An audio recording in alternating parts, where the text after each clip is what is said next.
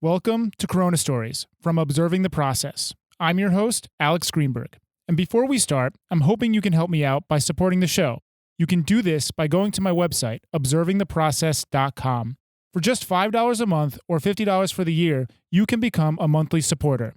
This show relies on listener support to stay on the air. So if you find this content valuable, I hope you will consider subscribing. You can find a link to subscribe in the description of this podcast. If you can't support monthly, no worries.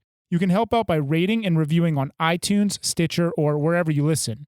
You can share it with your friends, you can blog about it, or discuss it on your own podcast. If you're watching on YouTube, you can subscribe to my channel and like this video. Thank you for supporting the show. Listeners like you make it possible.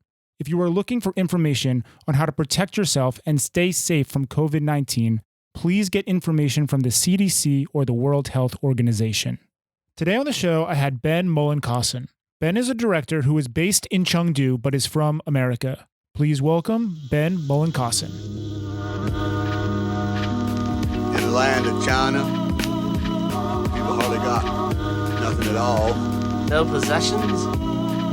And in China, they never go to church. No religion too? Or do magic. Well, it's easy if you try, Dick.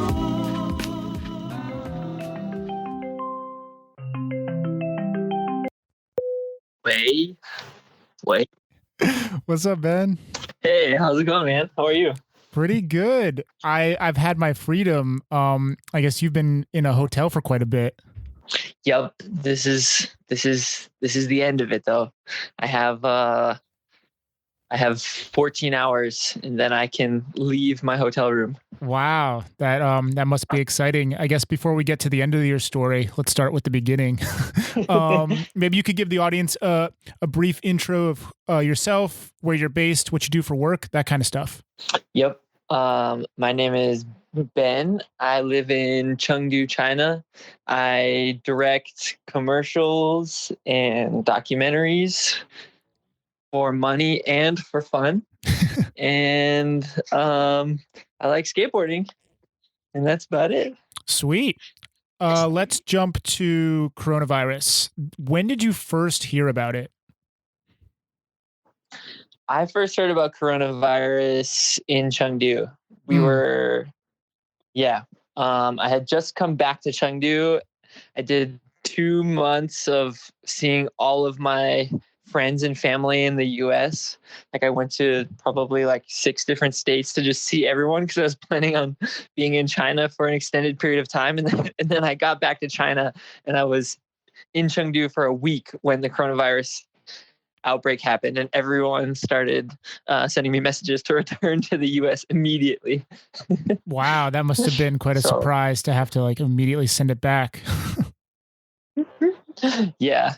I didn't end up going back. It was I had a cool situation where my parents moved to Barcelona.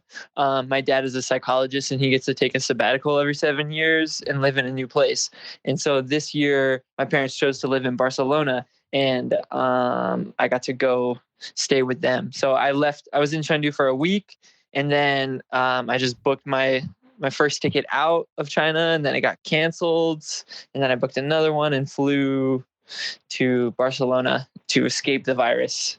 Okay. When was this? Was this probably the end of January or middle January? It was mid-February. Yeah. Oh, mid-February. Okay. Oh, no. You're right. It was the end of January. Yeah. I think my flight to Spain was, so my first flight leaving China because of the coronavirus was on February 1st. And at that time, little did I know I would be running from the coronavirus for over 3 months. Yeah, that is, I just watched on your Instagram, it's called, I believe, Corona Escape.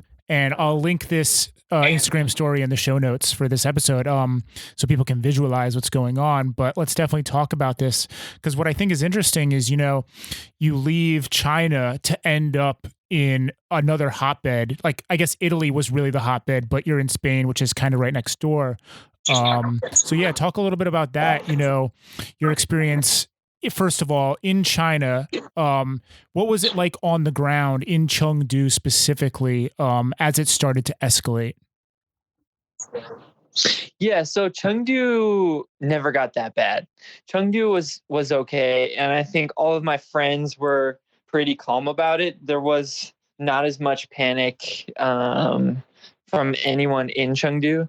It was more panic from our American friends who were reading the news and then knew that we were in China. Mm. So yeah, I mean, it was okay. Like it was okay, but then we would get these calls at like midnight from our parents, like freaking out, and then we're like, all right, fine.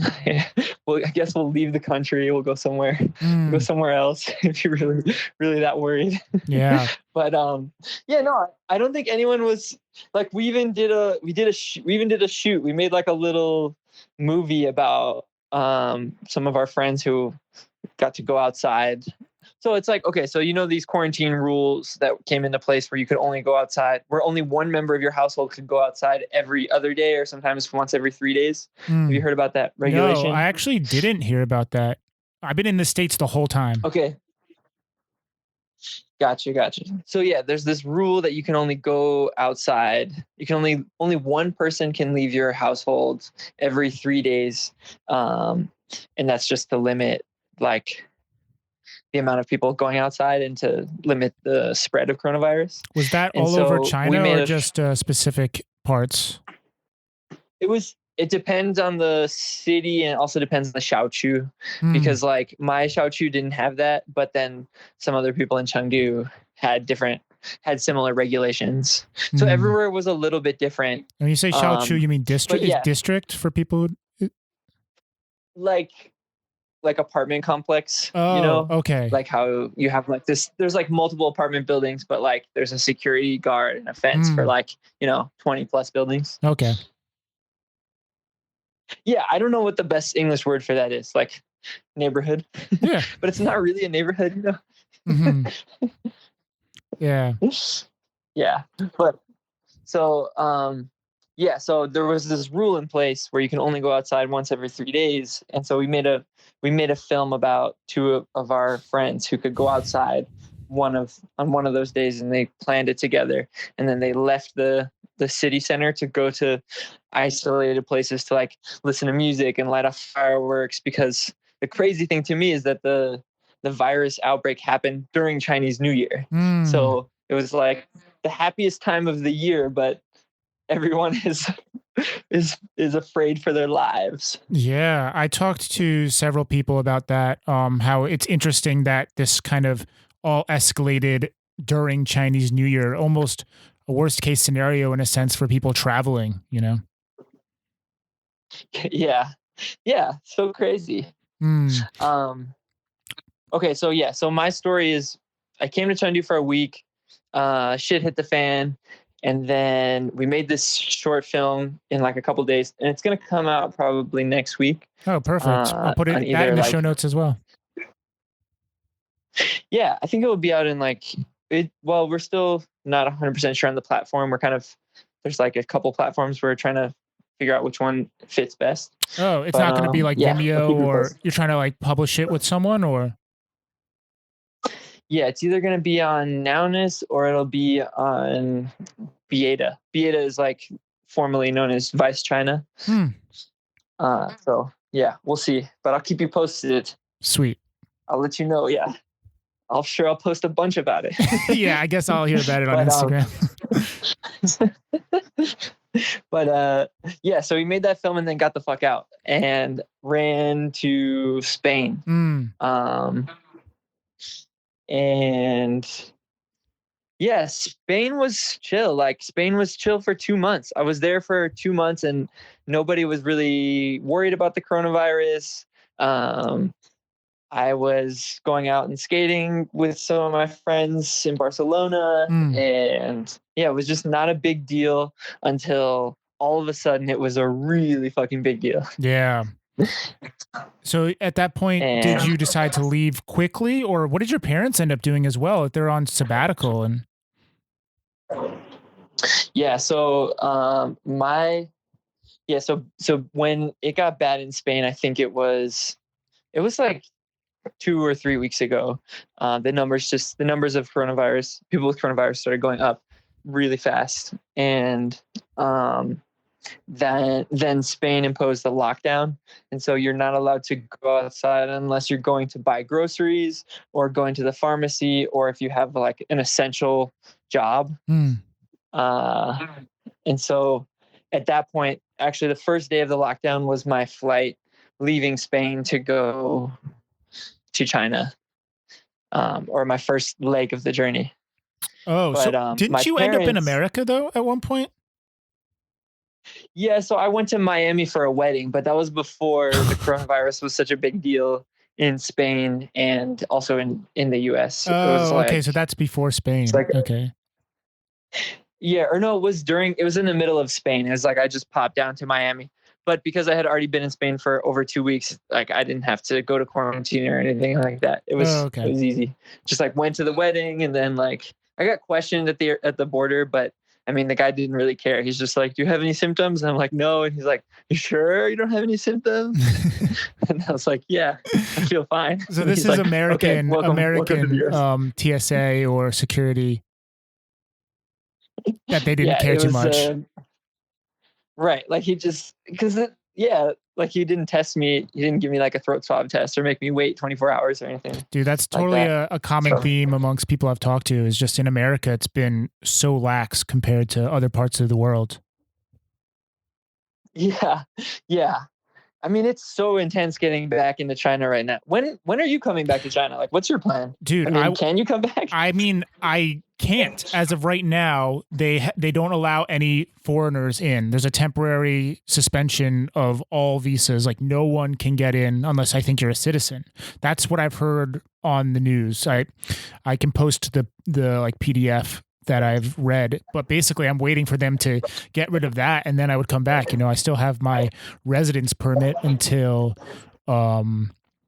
August is when it will expire. But yeah, dude, I mean, it just seems like even if I do go back, it's going to be, you know, a guaranteed 2-week quarantine. So I don't know. I'm taking it kind of, you know, month by month on getting back to China. You know what though? The quarantine hasn't been that bad. The 2 weeks in the hotel, to be honest, I think I don't know if I'm ready for the real world. Really? Like, yeah, like it's kind of nice. Like, I mean, every day I don't have to pick out my meals. I don't have to like go anywhere. I just get like 3 meals brought to my door. So convenient.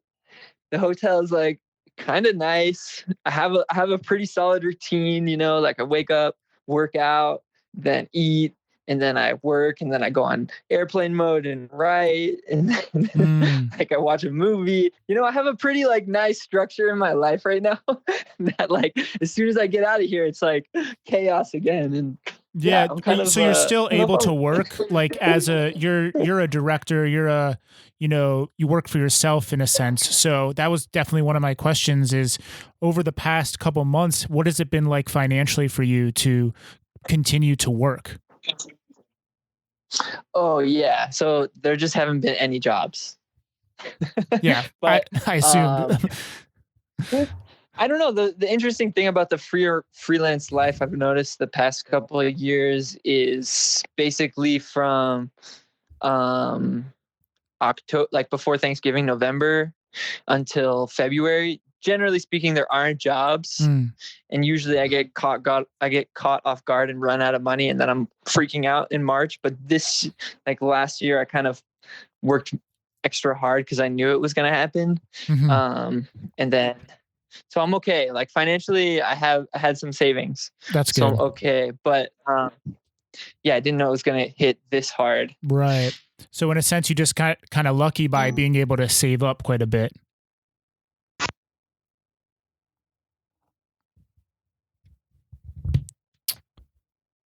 My connection is unstable, so I'm going to try and recall if you can still hear me.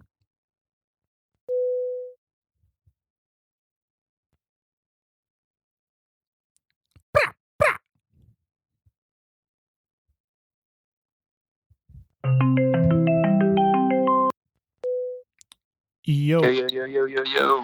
All right. I think that was my connection, so we'll just jump into it. The last thing I think you said was what was the last thing you said? Something about like your financials are okay. Oh, I was about to ask. Okay, we'll just start like this. 3, 2, 1.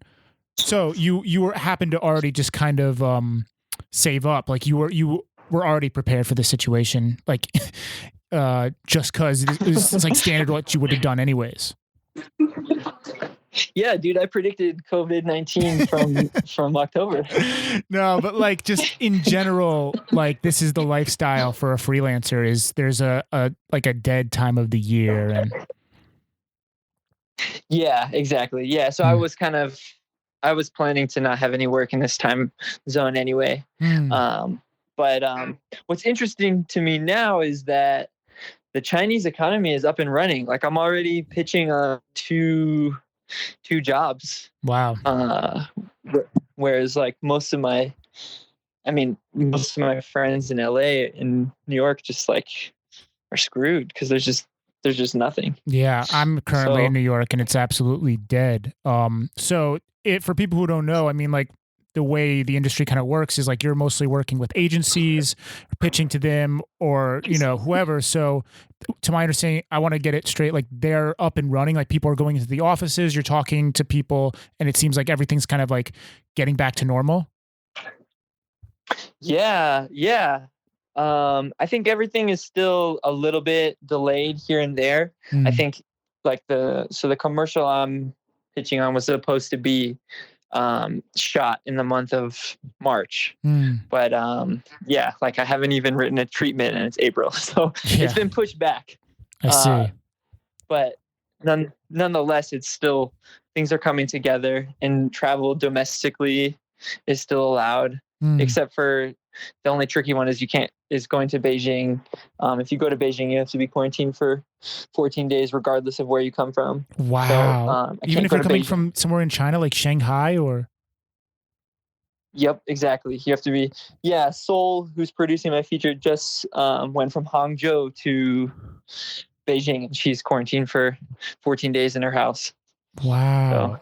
Yeah. See, I mean, that just goes to show you how, strong and, like China does not break any rules for themselves when they want to, like when they want to structure things, it's full on. Yeah, when they want to structure it. That's a good preface.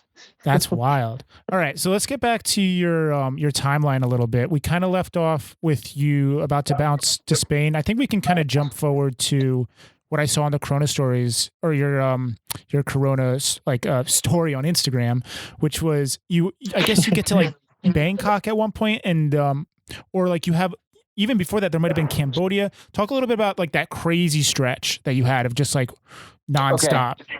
Yeah. So originally it was a 4-leg journey. It was Barcelona to Doha, Doha to Bangkok, Bangkok to Cambodia, and then from Phnom Penh, Cambodia to Chengdu. That was the original itinerary. And everything ran fairly smooth until Bangkok, when I went to check into my flight to Phnom Penh. And before I even got to the counter to check in, the lady asked to see my passport, and she took it back and examined it and then looked at me and then came over and told me, sorry, Americans as of this morning are not allowed to fly to Cambodia. Oh my God. And I was like, what are you talking about? I'm just transferring. I don't even need to go into the country. And she's like, no, sorry. Like you can't even get on this flight. We're not going to issue the ticket. And at that point I was like, oh shit. Okay. I need to like come up with a backup plan. And, it was fortunate for me because one of my best friends was in Bangkok at the time. So I got to just kick it with him. With Casey, and same with Winston. Turd Winston. Oh, no way. He was in Bangkok? Yeah, he was in Bangkok too. Cool. So Winston and Casey and I all got an Airbnb for like 3 or 4 nights. And I just booked the next flight out I could. It was like, usually the price from Chengdu to Bangkok is about $50 a flight, 50 US. This time it was $700 to go from Bangkok to Chengdu. Oh my! Yeah, it's normally only $50. I didn't know that. That's wild. Yeah, it's so cheap. It's actually like just as close to Chengdu. Bangkok is just as close to Chengdu as like Beijing or Shanghai or Hong Kong. You know, it's like equidistant. So interesting. Yeah. So yeah, but my reasoning was, if I don't go back to Chengdu now, I thought that the Chinese border might close or Thailand might get locked down and no one would be allowed to leave the country. So I was like, I just need to like pay this expensive price and get out, because plane tickets were canceling right and left. And yeah, like I didn't want to be stuck in Bangkok. Well, you absolutely made the right move, because I believe it was on the 28th of March. That's the date that they banned anyone from coming into China. Like no reason. Yeah. I just made the cut. I think I came in like less than a week before they closed the border. So it was pretty. Yeah, no, I arrived on the 20th. My flight was on the 20th. And then one of Casey's flight was on the 25th. And then Mike had a flight on April 1st. My friend Mike, and he didn't make it. Like he got stuck in Thailand. Jesus, do you stay in touch with Mike's, or he's like, what's his plan? Just stay in Thailand? Yeah, Mike just like he paid for a month rent in a spot in Phuket. He's like he's stranded in paradise right now. Wow. Dude, I mean, I guess there's worse places, but to be honest, I'm even though I'm in New York right now and it's like one of the worst places in the world, but at least I feel like I do have access to pretty good healthcare if shit really hit the fan. Like, I mean, I'm at my family's home. I mean, we went to Costco this morning and stocked up. We went through a crazy procedure of like wearing masks and gloves. And my mom is over the age of a senior citizen. So we got to go there super early, like with the other senior citizens. And I helped her and we just stocked up on some stuff. And at this point, we're trying to hopefully not leave the house for another 2 weeks. Yeah, it's just New York is smart. That's the way to do it. Another level right now. But I guess do you think New York has more than Wuhan right now? Like more people than Wuhan ever did? Okay, I mean, like this is my opinion, just a complete like theory that they underreported in China. It's just like that's my theory, is that they underreported. So you're never going to know how many really got hit in Wuhan, or the true numbers. And I think that could be the same case around the world, that they're just underreporting. But yeah, that's just an opinion. Gotcha. I have not much to back that. I have like I don't know. I don't have much to back that up. But it's just my opinion that they underreported. What do you think? Okay. Yeah. I mean, it's tricky because like I definitely heard that a lot, like people saying I wouldn't trust the numbers that the Chinese government is pushing out. But the thing is, Chinese people aren't stupid, and they're not just listening to the government numbers. And I think Chinese people have a way of calculating these numbers outside of just what the government is telling them. And maybe that's not true, and I don't have support for that either, but I feel like I mean, I feel like they probably are underreporting it and undertesting it, and there's all these asymptomatic people too. So it's hard to have like an accurate result. But I feel like the numbers that are reported are still relevant.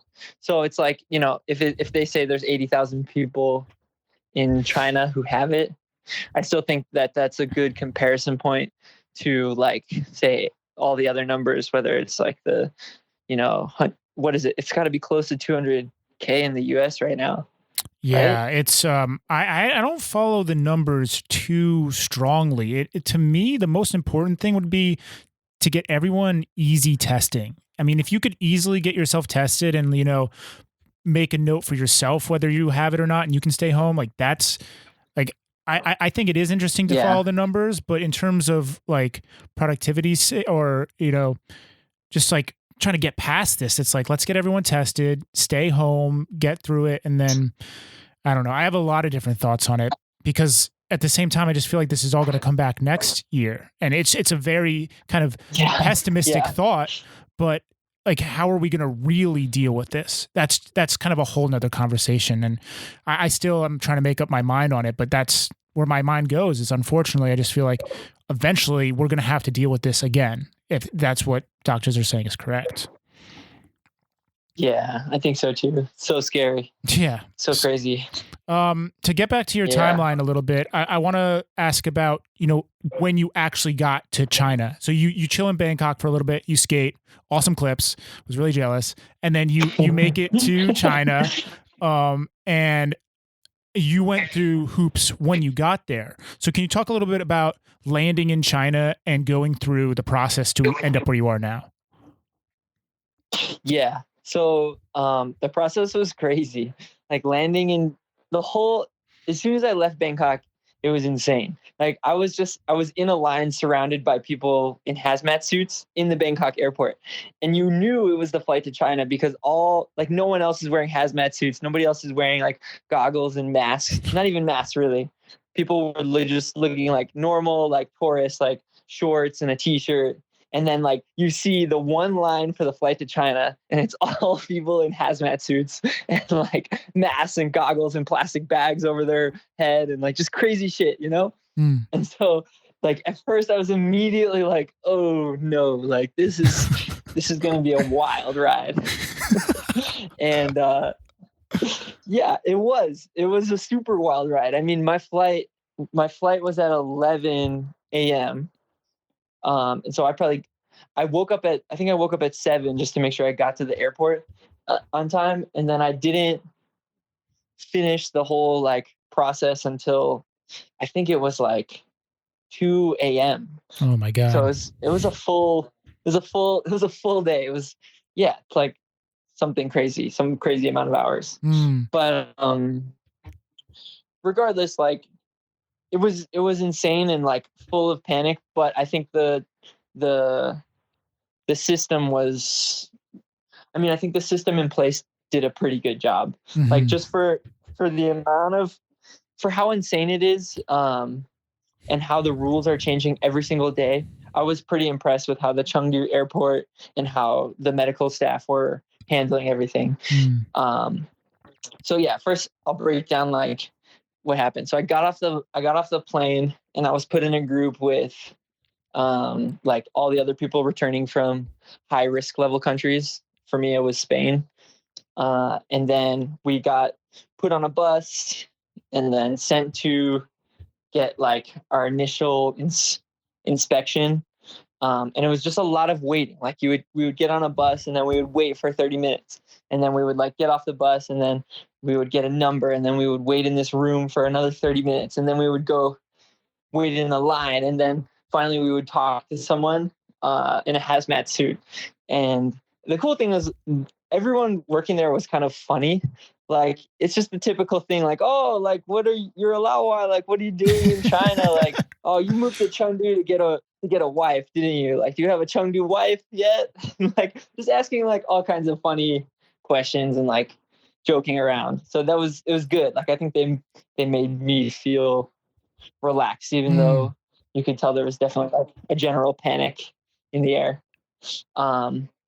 But yeah, it was just, as soon as I landed in Chengdu, I was at the airport for over 7 hours, just going through like various tests and waiting in various lines and then going through the passport control and, just getting asked like, do you have any symptoms? Where have you been? Where have you been the last 14 days? Like, are you sure you don't have any symptoms? They're going to take your temperature here, take your temperature there, like all just little tests and little the extent of the tests were just like temperature checks, right? I was supposed to get there were some people getting like throat swabs, which is I guess that's the official like coronavirus test. Yeah. But I didn't do it for whatever reason. The guy who was going to give me the test was just like, oh, you don't need it. And even the person next to him was like, he doesn't need it, really? And then I didn't get tested. So I just went through the line. But then, so for me, it was like a big question mark of whether I was going to be quarantined in my house or in a hotel. And obviously I would rather be in my house because first of all, I don't have to pay for it. And second of all, I have all my like normal amenities, like Wi-Fi, for instance, like delivery. And, I thought I was gonna get to go home. Like it was looking good. Like I got welcomed into the country. I found my bag and baggage claim, and I was like, oh, sick, I'm going home. And then as soon as I like walked like to the final door of the airport, there's people waiting in hazmat suits, and they're like, oh, you came from Spain. You go into the high risk level waiting area, and then we'll put you on a bus and send you to a hotel. Mm. And so, yeah, I got sent to the coronavirus testing hotel, which is you basically you stay at a hotel. They say 24 hours, but it's really like 2 or 3 nights where you get tested and wait for the results. And so, yeah, I got put on that bus, taken to that hotel. And then, yeah, I got tested that night. It was just like a throat swab to measure to see if I had coronavirus. And then, yeah, I just like waited in the hotel and chilled. And that was my first day. That was like my first day coming back to China. That was definitely the craziest of the travels. So that's pretty interesting that you start off at like a hotel specifically where they say 24 hours, ended up being like 3 nights. So there they tested you, and how soon did you get your test results back? I got my test results probably like 56 hours later. It was like 2 nights, and then at random time, I think it was like 6 p.m. they just called me, and they're like, you need to come down right now and leave. Like your bus is here. And I was like, what? Like you didn't tell me. Like I'm not ready. Like my shit's everywhere. I need to like pack up. Cause like you don't really know how long you're gonna be in this hotel. So I like unpacked all my shit. Wow. And so yeah, like rush down, and then yeah, like get on another bus, and they're like, oh, you were in Spain. Yeah. You definitely can't go to your home. You need to go to this other hotel. And so, yeah, I went to another hotel, which is the hotel I'm currently at, and I've been here for the last 11 nights. And yeah, this hotel is nicer though. It's kind of a bougie quarantine, to be honest. Yeah, so I know that hotel, the one you're currently at, you have to pay $465 US. Was the first hotel, did you have to pay for that one? They didn't make me pay. I didn't have to pay anything. That's pretty good of them. Yeah, and I think, the whole thing is pretty unclear. Like, so Casey and Winston are both in quarantine right now. Casey's at the same hotel as me. Winston's at another one. And each one of us has had to pay a different amount for different services. So like Casey had to pay for the first hotel. I didn't have to pay for it. But what's interesting is Casey just flat out said like, no, I'm not going to pay. Wow. And they didn't make him pay.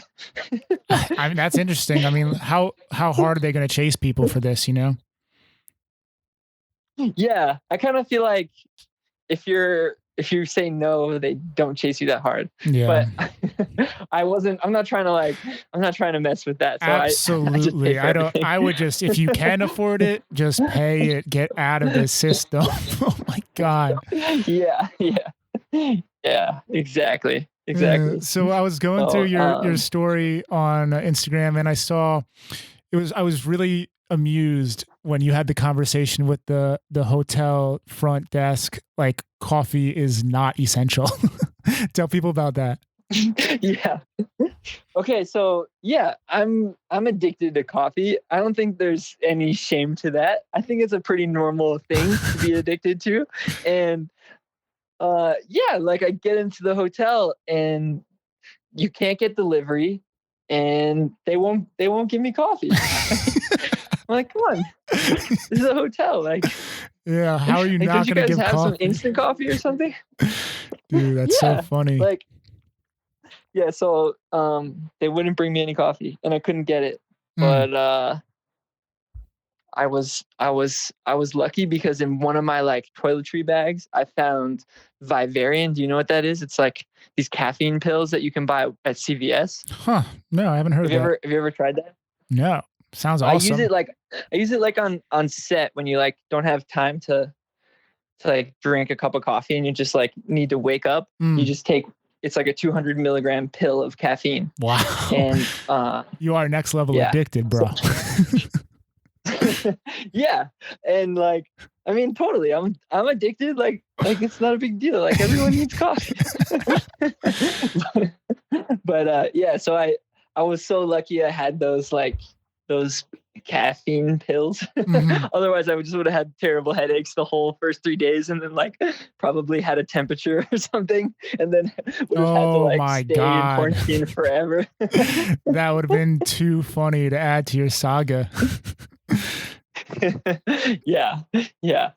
But yeah, so that was a whole ordeal. But then like, you know, at the new hotel, they had a shitload of instant coffee. So yeah, I've been living the Nescafe dream. Totally stocked up. So yeah, okay, so we're at the end of your quarantine now, and I kind of want to go back to what you mentioned earlier, which is, you know, you're actually maybe not ready to leave. Like you've become accustomed to this new routine.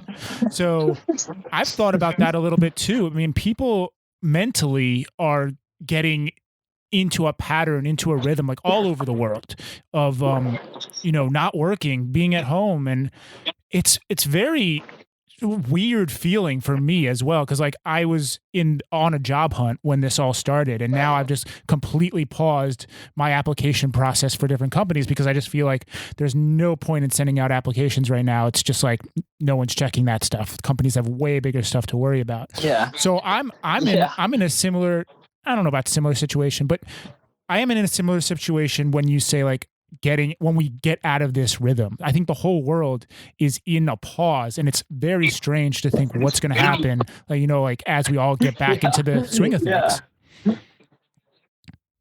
Yeah. It's going to be a whole new world. Yeah. Right. So you get out I think, yeah, go on. I want to hear your thoughts a little bit more on that. If you have anything else to say. Yeah. Okay. So I was kind of nervous. Like I was telling my friend, like, it's just, yeah, I think some people are really bad at isolation, and quarantine in a hotel can be really tricky for a lot of people. Like it can be depressing, it can be scary, it can be lonely. But for me, it was great. I would totally do this again. Do you think you need 2 weeks? I can understand what you're saying. I think the idea of going into isolation, like maybe for like, you know, 72 hours is actually really good for some people to kind of like isolate themselves and kind of like take a break from everything else going on around them. But 2 weeks, that seems like a long time, no?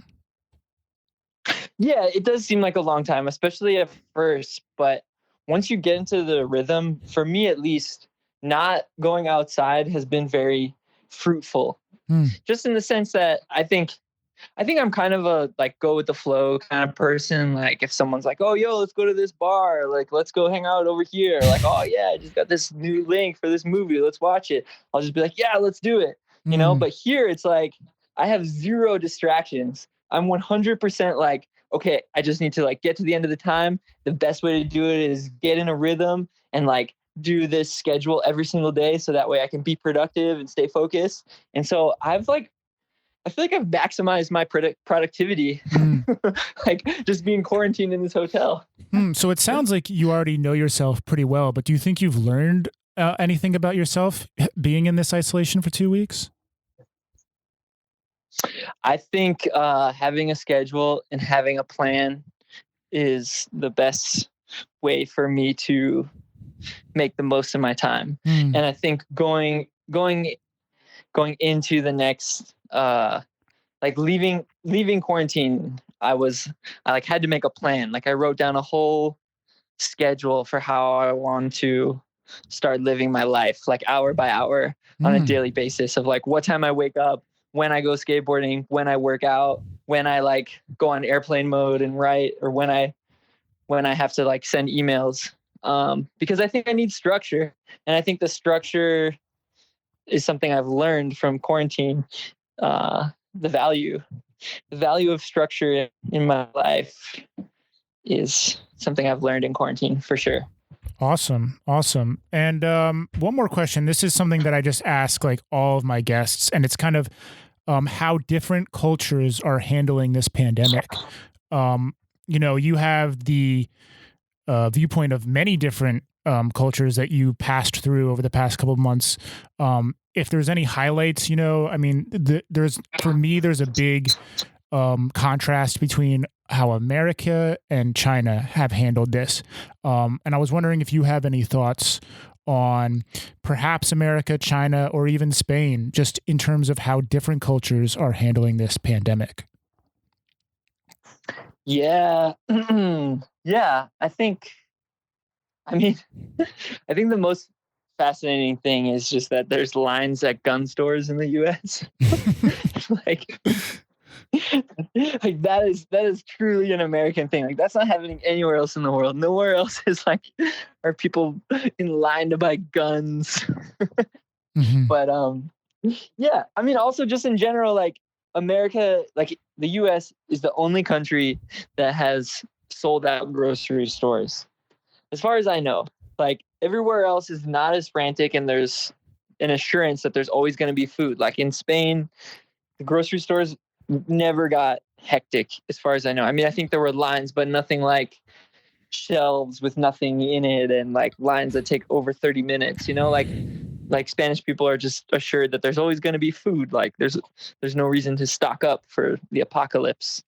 So like that's, and I never noticed that in China either. Like when the epidemic first hit, I never noticed like people hoarding food in fear. So I thought that was something I was pretty blown away by. And yeah, I think Spanish people were, well, the thing about like Italy and Spain is like Spanish people and Italians are so friendly and so warm and always hugging each other and kissing. And I think like it's a perfect place for the coronavirus to be devastating. Didn't really think about it like that. Yeah, like, my friends in Barcelona nobody was worried about it, even until the very end. Like no one, everyone was like, oh yeah, man, you came from China. Like, it's probably not a big deal. I think it's all just media hype. Like, people are blowing this way out of proportion. And then as the numbers rose and as the city like got locked down, I remember I was skating at Sants with my friends, and there was like a big group of people, and they're like, the president's speaking, and he's saying they're gonna lock down the country starting on Monday. And everyone's like, damn, that's crazy. I think the biggest bummer was like people couldn't go outside to go skating. It wasn't like fear for their lives. It's just like, what, we can't go street skating? Like, we're gonna get tickets for just being outside, So I think a big reason, as to, you mentioned like US being frantic and a lot of the other parts of the world not being, is a lot to do with the media, and how in America, I just feel like there's just too much information at sometimes, and it can be harmful for people's mental health as well. What was your experience with the media as you traveled around the world? Like, first hearing it in China. I think in China, there's a very like mainstream, just like kind of clear message, which helps a lot with this. What was your experience? So I had only one big like panic. And I think in general, I was pretty chill about it, like not trying to get overwhelmed. But I definitely panicked at one point, and that's when I was flying from Chengdu to Spain to escape, and I was transferring in the Seoul airport in South Korea, and yeah, like obviously everyone's wearing masks and it's a little crazy, but I think I watched like this really corny Chinese news story about like a doctor in Wuhan who not the doctor, like there's the doctor who died who everyone freaked out about. Li Wenliang, yeah. Yeah, not that guy, but there's just like some like, like Chinese news story where they talk to some doctor who's in quarantine. He's like, yeah, it's not so bad. Like, I'm talking to my family, and like he's just being super positive, and they play this extremely cheesy, like, Chinese song over it, like Mm. that pulls at the heartstrings. And I usually like hate that shit. But as soon as I saw that, because of where I was and like my state of being, I almost burst into tears in the airport, like crying. And then I was just like, no, Ben, you can't cry. You need to have a strong immune system to make it through this journey. Oh my God. So like I repressed my tears and prevailed. And now I have no coronavirus. The power of editing, man. That's how they get you, huh? Yeah. Some super cheesy shit that like I hate. Dude, at I the time being, totally it was, like, get you. it hit me. Yeah, it's like you can just get strong emotions from them adding like music and stuff like that. I totally see that. Like, those videos where soldiers come home and they like surprise the family and they have this music and it's like, damn, get tear jerked from that. Yeah, all that shit. Like sometimes it gets you. 100%. 100%. All right, Ben, we took up so much of your time. Thank you so much for this. Last question. What does the future hold for Ben? Oh, I mean, as soon as I get out of here, I'm shooting. Like I leave the hotel, the quarantine hotel at like 1 or 2 p.m. and then we have to start prepping gear at 4 p.m.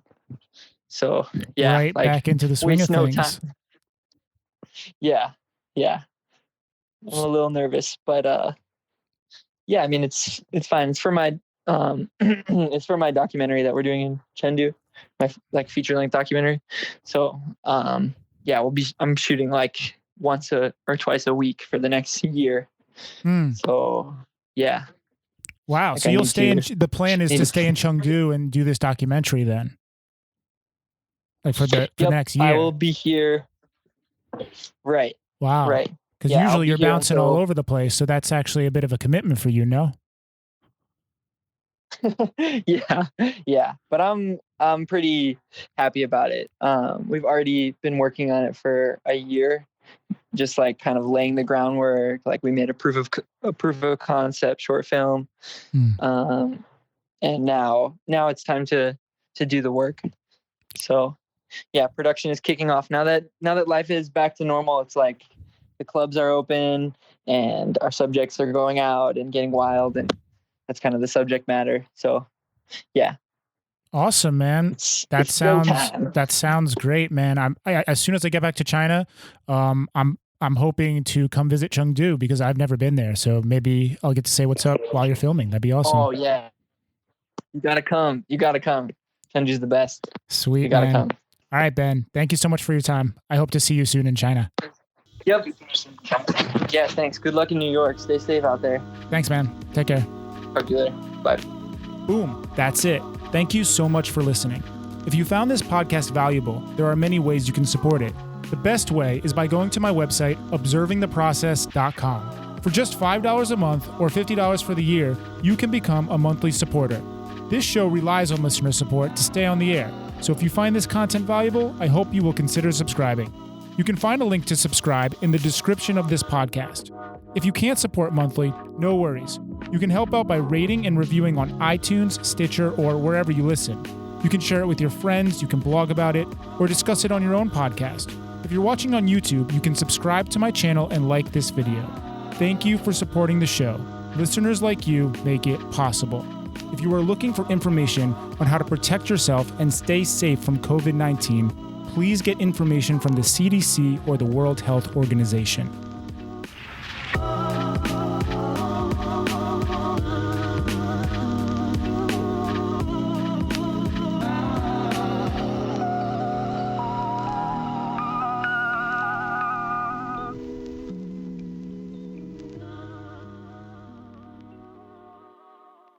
Also, if you enjoyed the intro and outro music, it was made by my brother, Danny Greenberg. You can go and check out his beats on Apple Music, Spotify, YouTube, or SoundCloud.